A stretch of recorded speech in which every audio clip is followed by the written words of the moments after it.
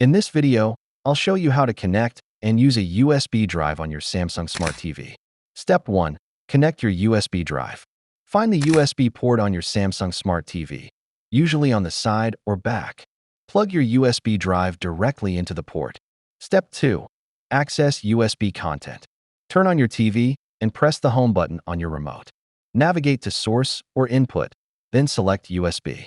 You'll see the files and folders on your USB drive. Step 3. Play or view files.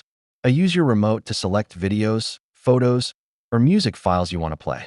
Press Enter or OK to start playing or viewing. Step 4. Safely remove USB drive.